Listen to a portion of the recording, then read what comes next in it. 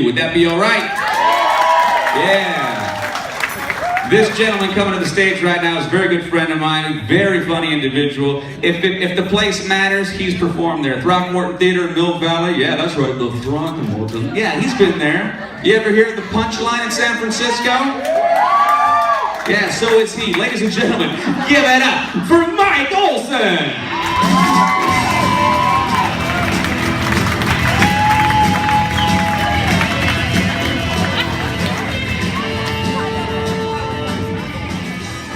Thank you, Steve. Thank you guys for coming out. How are you guys doing?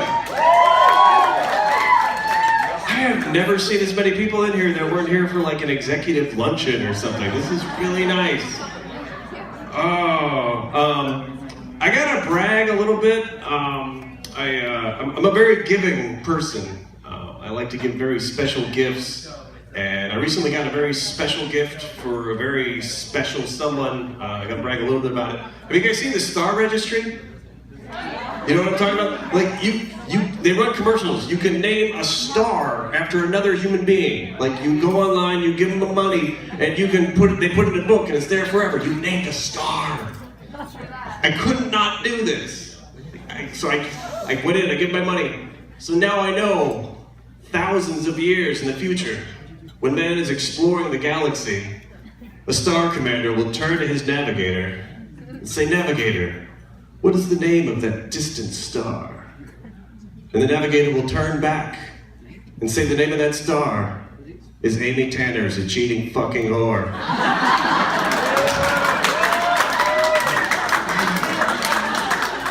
It was so special. I got her the plaque and everything. It was really nice. I gotta back away from that joke. I don't want that to catch on. It's gonna be an entire horde nebula. I don't want to be responsible for that. Just say that in a Carl Sagan voice. Billions and billions of whores. It's hard. It's hard not to be bitter when you're a dude. Like, here's why. Show of hands, how many women here have recently slept with a stupid man? It's alright if you're with him. You don't have to, you know, just keep it on the down low, just be like, yeah, it's alright, I get it. Exactly.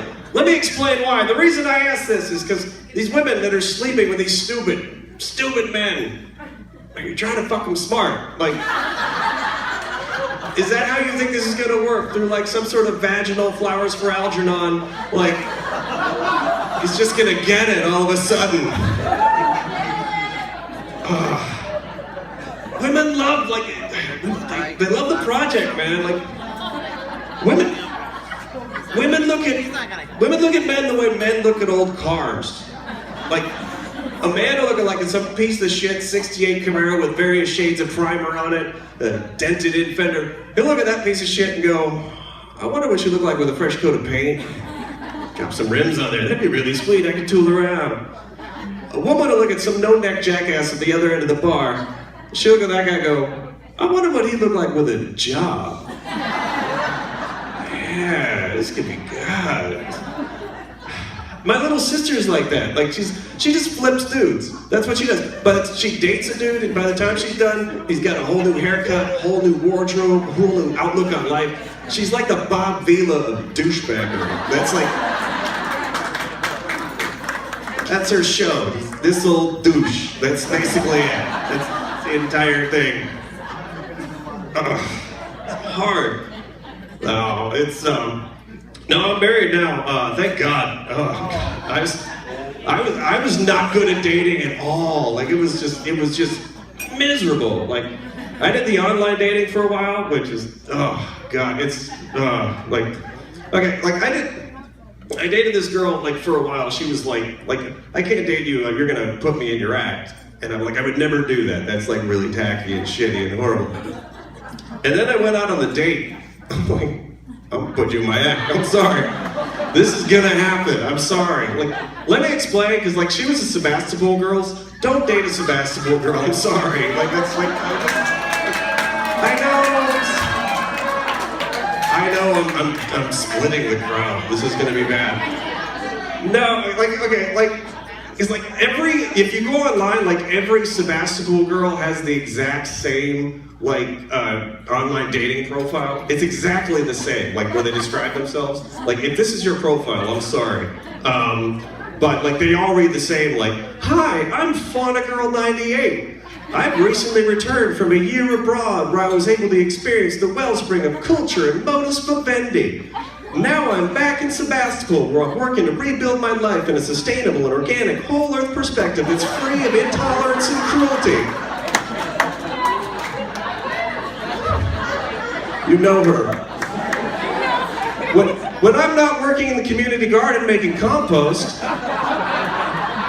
or playing my didgeridoo, I'm working on getting my certification in non-Western healing. I'm like, okay, honey. I can't think shit like that. Like, my parents were poor. But the only person in my family that got to spend a year abroad was my Uncle Kevin, who lived briefly in Detroit as a transvestite. That's probably going to be the best tranny pun you get all night, I'm pretty sure. So anyway, like we go out on the date, and like she's yammering on. Like, sorry, I had to take a break. It's okay. Anyway, we're going on. It gets dry up here. Sorry. We're on the date. We're at like a nice outdoor cafe because like the first date that you have, it's the "don't murder me" date. Like you go out to a nice public place that you don't know this person. You just hope they don't murder you. So it's a nice public place. At least it'd be a show if they kill you. So we're on the "don't murder me" date, a nice public cafe, and she's yammering on about Burning Man, which, okay, if you don't know what Burning Man is, that's basically once a year hippies go to the desert to get dirtier. That's basically what that is. So she's yammering on about Burning Man, like, oh yeah, life-changing experience, culture and expression, whatever. I didn't say it was nice, I'm sorry. So she's yakking on, and her friend shows up. It's this old, crusty looking, he looked like Captain Sig from Deadliest Catch. She's got like white hair and yellow teeth, and he just comes up like, oh, hey man, you doing Burning Man, burn, burn. And then he starts chatting, and then he keeps chatting. And then he sits down at our table. Because you know that thing like where you see somebody that's clearly out on a date, and you're like, oh, hey, I don't want to interrupt, gotta go, bye. They don't do that at Burning Man. See, by Burning Man rules, he had not stumbled into our date. He had stumbled into our camp. And now I was supposed to give him sex or drugs, or exchange one for the other, because we're in the fucking barter system all of a sudden. And then he would go, so I'm just watching my date get hijacked by Captain Sig. And then her other friend shows up. It's this hipster guy on a skateboard, which, okay, if you're over 30 and you ride a skateboard, you better be fucking good. Like, that can't be how you just get around. You gotta ollie over a homeless person or something. I need to see it. Let's go. This hipster guy skates up on a skateboard. He's got a Sally Jessy Raphael glasses, a Bill Cosby sweater, and a Raleigh Fingers mustache. And I don't think he knew the fuck any of those people were. So he skates into the date, and worse, he's got a white guy with dreadlocks, which, yeah, he looked like a predator with Down syndrome. It was horrible. So he skates into the date, he starts chatting, and then he sits down at the table, and I'm like, oh, cool, I got somebody to talk to now, awesome. Then he's like, oh yeah, have you been to Burning Man? Life-changing experience, culture and expression. I'm like, okay, no.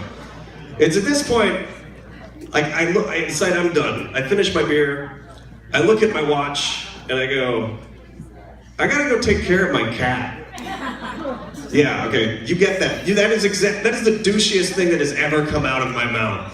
Because there are 4 things you do with a cat. You feed it, you give it water, you clean its box, and you dig a hole when it dies. And all those can wait. Yet I say this like I'm a doctor that's been paged, like got a tumor out of an 8-year-old or something crazy. It's just like, I've got to go take care of my cat. Just bail. It was awesome. Sorry. 30 firefighters in the audience tonight? No? Good. Fuck them. You're not supposed to not like firefighters, but I don't like firefighters because they get way too much sex. This is a room full of women. Women love firefighters, am I right? Exactly. I was driving on the highway. There was a car with a license plate frame on it. It said, "My firefighter makes me hot and steamy."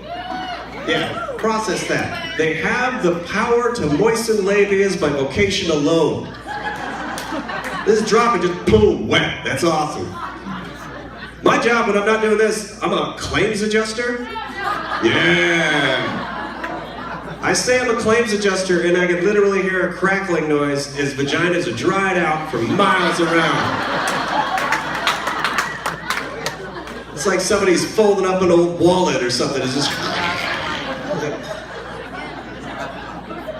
They make firefighter calendars, for God's sakes. Have you seen them? Like, they have like the calendar where they've got like the picture of the guy with his shirt off getting a cat out of a tree or some shit. And it's got a bio underneath that says, "Meet Steve, he's with Engine 59 in Santa Monica. His hobbies are mountain biking, windsurfing, and pleasuring his woman with his 16-inch penis." You know how sad a claims adjuster calendar would be?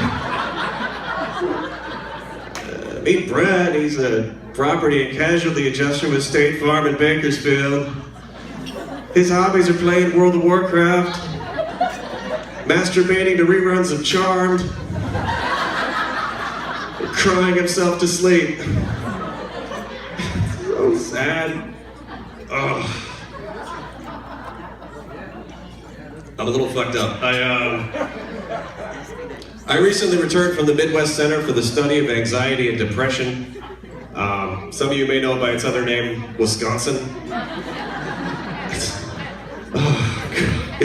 I'm from Wisconsin. It is the whitest place on earth. It is seriously the white. It's like a giant Phil Collins concert. That's how white Wisconsin is. It is just, it's like, I went to middle school there. Everybody was white except for one kid. He was Native American and he was albino.